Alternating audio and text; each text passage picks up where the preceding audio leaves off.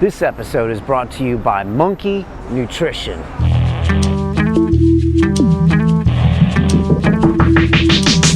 You're saying you don't want them to do this because it's going to harm them.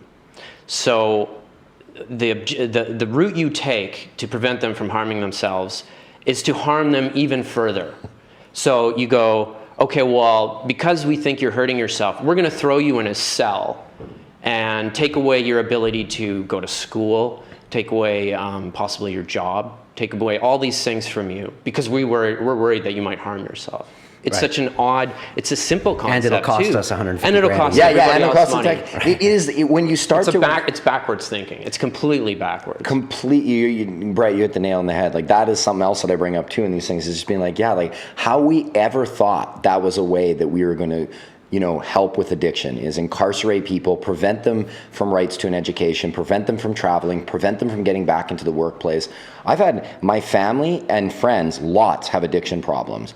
And I couldn't imagine if they came from, like, luckily we had a very supportive family that had some financial backing to help them get out. And now one of my best friends has been like 8 years sober. He's an insurance salesman. He's doing great. He's got a fantastic life.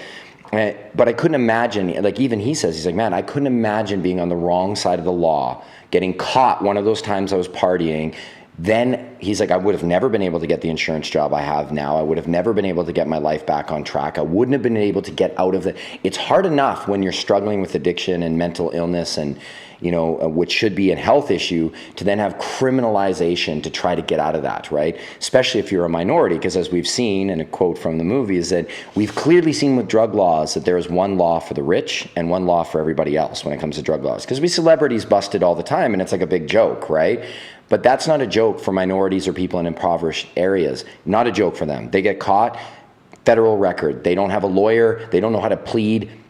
I mean, I've had some, times where I've had to go to court, unfortunately, as we've had with some of my previous experiences we've talked, where it's a confusing system and it's super expensive. So when you're going up there, you don't know what you're doing. Like, I just recently had a car incident, a road rage incident, where I got into an argument with someone, and they wanted me to plead before I'd even seen the incident report. They're like, how do you plead today? And I was like, luckily I had a good friend of mine that just finished law school, so he was guiding me through this.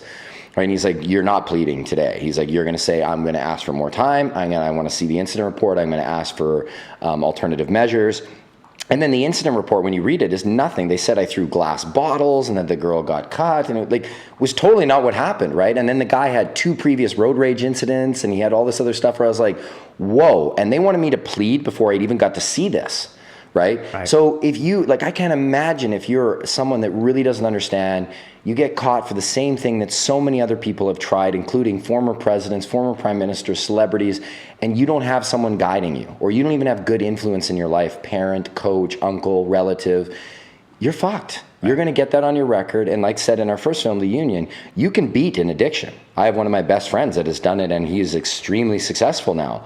But you can never beat a conviction. That is going to be on there every time you travel. Even if you get a pardon, it's going to come up. It's going to show up on that computer. And I've met several people that have beaten their addictions and are huge contributors to society, great people. So the fact that we ever thought that harming someone in order to help them, we're going to help prevent you from harming yourself, therefore we're going to harm you, is so ludicrous. Don't miss London Real. Subscribe now.